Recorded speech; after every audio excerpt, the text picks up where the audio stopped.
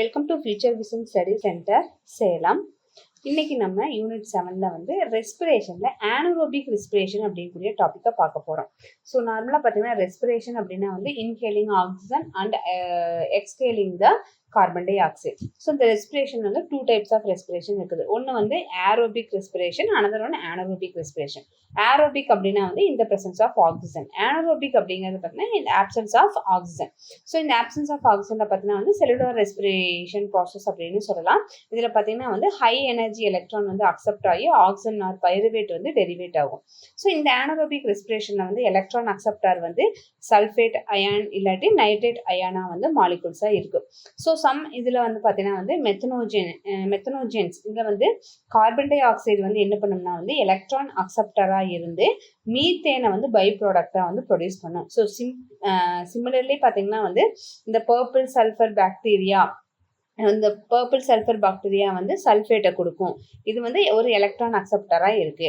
So இந்த hydrogen சல்ஃபைடும் வந்து ஒரு பை ப்ராடக்டாக நம்மளுக்கு கிடைக்குது. ஸோ எனர்ஜி ப்ரொடியூசிங்காக வந்து NADPH எல்லாம் வந்து இட்ஸ் நாட் யூட்டிலைஸ்ட் ஃபெர்மெண்டேஷன். நார்மலாக வந்து ஆனரோபிக் ரெஸ்பிரேஷன் அப்படின்னாலே வந்து நம்ம ஞாபகத்துக்கு வர்றது என்னன்னா வந்து ஆல்கஹால் ப்ரொடக்ஷன் தான், ஆல்கஹால் ஆர் எத்தனால் ப்ரொடக்ஷன் தான் வரும்.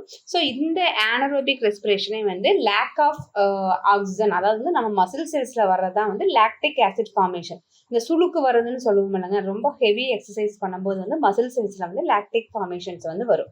ஸோ இந்த ஆனரோபிக் ரெஸ்பிரேஷனை நம்ம ரெண்டுன்னா ஞாபகம் வச்சுக்கணும். So completely absence of oxygen அப்படிங்கும்போது இட்ஸ் ப்ரொடியூஸ் இந்த எத்தனாலை வந்து பை ப்ராடக்டா எத்தனாலும் கார்பன் டை ஆக்சைடும் வெளியே வரும்.